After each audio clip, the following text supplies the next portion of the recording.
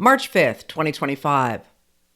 In the gym of Westminster College in Fulton, Missouri, on March 5th, 1946, former and future Prime Minister of the United Kingdom, Winston Churchill, rose to deliver a speech. Formally titled Sinews of Peace, the talk called for the United States and Britain to stand together against the growing menace of Soviet communism.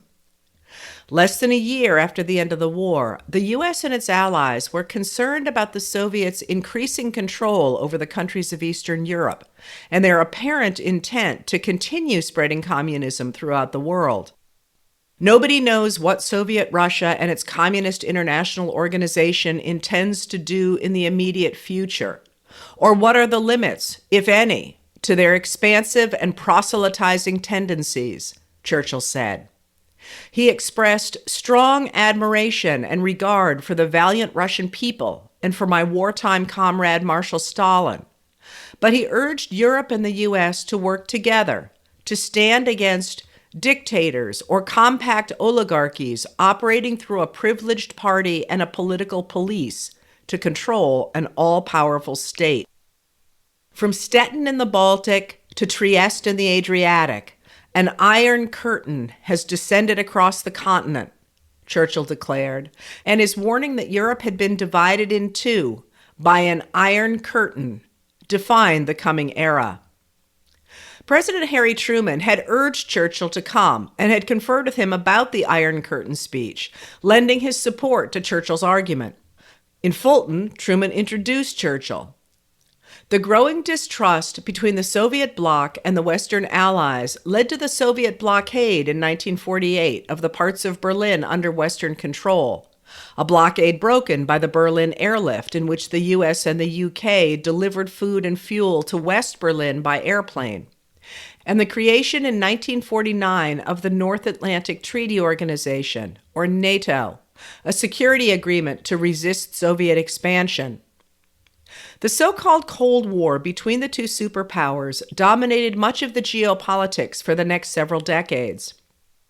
In the 1980s, President Ronald Reagan warned that the U.S. was engaged in a titanic struggle between right and wrong and good and evil.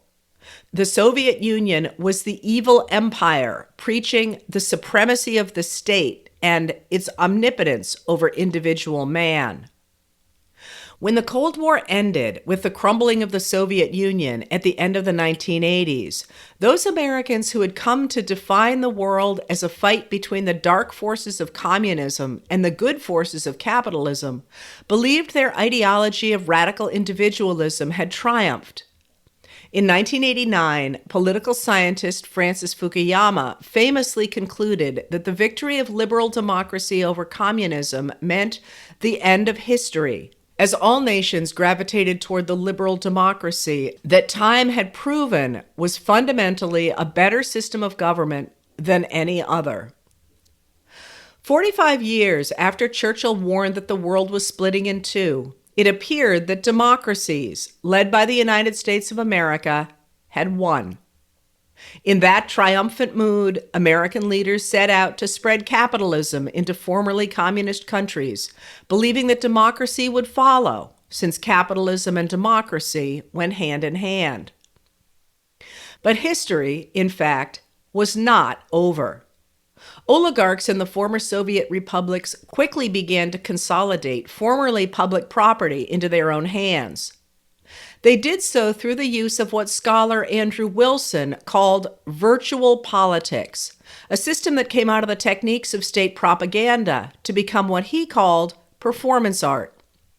By the early 2000s, the Russian state, under the control of former KGB agent Vladimir Putin, had a monopoly on political technology, which spread like wildfire as the internet became increasingly available.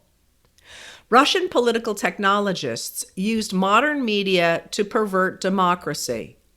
They blackmailed opponents, abused state power to help favored candidates, sponsored double candidates with names similar to those of opponents in order to split their voters and thus open the way for their own candidates, created false parties to create opposition, and created false narratives around elections or other events that enabled them to control public debate. This system enabled leaders to avoid the censorship from which voters would recoil, by instead creating a fire hose of news until people became overwhelmed by the task of trying to figure out what was real and simply tuned out. Essentially, this system replaced the concept of voters choosing their leaders with the concept of voters rubber stamping the leaders they had been manipulated into backing. In 2004, Putin tried to extend his power over neighboring Ukraine by backing candidate Viktor Yanukovych for the presidency there. Yanukovych appeared to have won, but the election was full of irregularities, including the poisoning of a key rival who wanted to break ties with Russia and align Ukraine with Europe. The U.S. government and other international observers did not recognize the election results, and the Ukrainian government voided the election. To resurrect his political career, Yanukovych turned to an American political consultant, Paul Manafort, who had worked for both Nixon and Reagan and who was already working for Russian billionaire Oleg Deripaska. With Manafort's help, Yanukovych won the presidency in 2010 and began to turn Ukraine toward Russia. In 2014, after months of popular protests, Ukrainians ousted Yanukovych from power, and he fled to Russia. Shortly after Yanukovych's ouster, Russia invaded and annexed Crimea, prompting the United States and the European Union to impose economic sanctions on Russia and on specific Russian businesses and oligarchs. Manafort owed Deripaska about $17 million, but had no way to repay it until his longtime friend and business partner Roger Stone, who was advising Trump's floundering presidential campaign, turned to him for help.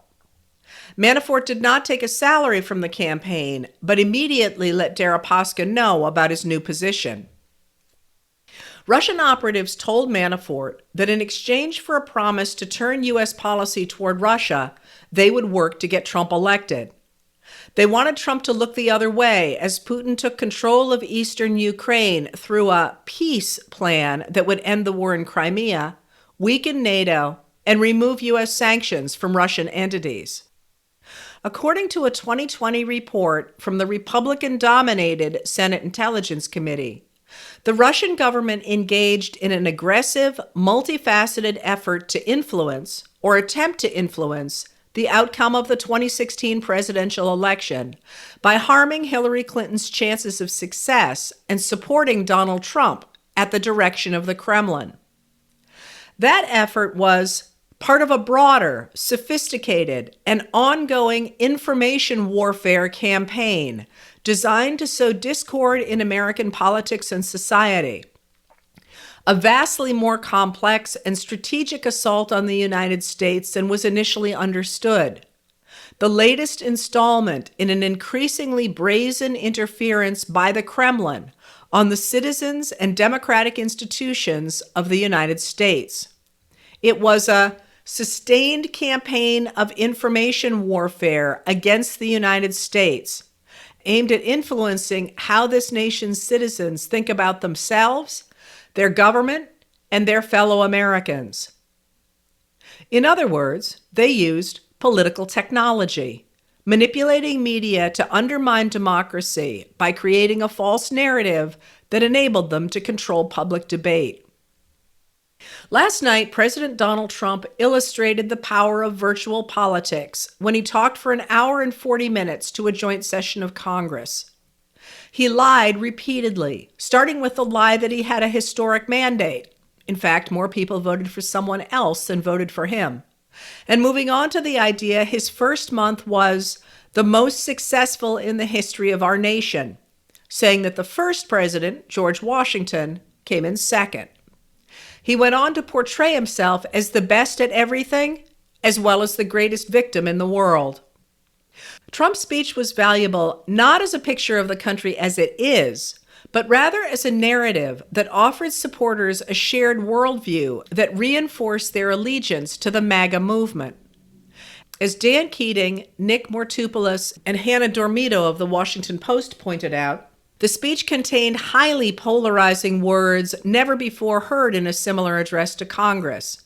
Left wing, weaponized, lunatics, ideologues, and deep fake. Right-wing media reinforces that virtual reality. Today on the Fox News Channel, Trump advisor Peter Navarro nonsensically claimed that Canada has been taken over by Mexican cartels. Russian leaders created a false narrative to get voters to put them in power, where they could privatize public enterprises and monopolize the country's wealth. Today, billionaire Elon Musk, who Trump said last night is in charge of the Department of Government Efficiency, despite what the administration has told courts, told a technology conference that the government should privatize as much as possible, and suggested that two of the top candidates for privatization are Amtrak and the United States Postal Service. Cuts to the National Oceanic and Atmospheric Administration, or NOAA, the parent agency of the National Weather Service, also appear to be a prelude to privatization. The Trump administration today announced plans to cut 80,000 employees from the Department of Veterans Affairs in what Senator Tammy Duckworth, a Democrat of Illinois, calls a plan to gut the agency and then push to privatize the department so they can fund tax cuts for billionaires. Jess Piper of The View from rural Missouri notes that what seems to be a deliberate attempt to crash what was, when Trump took office, a booming U.S. economy, is a feature of the administration's plan, not a bug. It creates curated failure that enables oligarchs to buy up the assets of the state and of desperate individuals for rock-bottom prices. In mid-February, Defense Secretary Pete Hegseth told the defense secretaries of European allies that the U.S. could no longer focus on European security. Days later, on February 14th, Vice President J.D. Vance sided with Russia when he attacked European values and warned that Europe's true threat was the threat from within. 2 weeks later, on February 28th, Trump and Vance ambushed Ukraine's President Volodymyr Zelensky in the Oval Office in a transparent attempt to create a pretext for abandoning Ukraine and siding with Russia. Today, United States officials said they were ceasing to share with Ukraine the intelligence that enables Ukraine to target Russian positions. In a nationally televised speech today, France President Emmanuel Macron warned that Europe must prepare to stand against the Russian threat by itself, without the partnership of the United States. The Russian threat is here and is affecting European countries, affecting us, Macron said. I want to believe that the U.S. will stay by our side, but we have to be ready if they don't.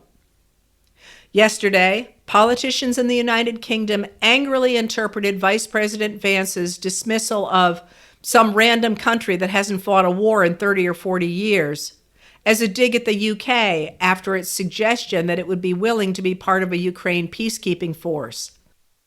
They pointed out that the UK has stood alongside the US repeatedly since World War II. We were at war with a dictator, said French center-right politician Claude Malhuret of Europe's stand against Putin. Now we are at war with a dictator, backed by a traitor.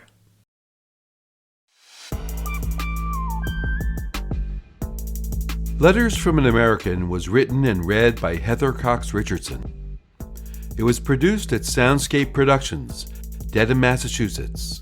Recorded with music composed by Michael Moss.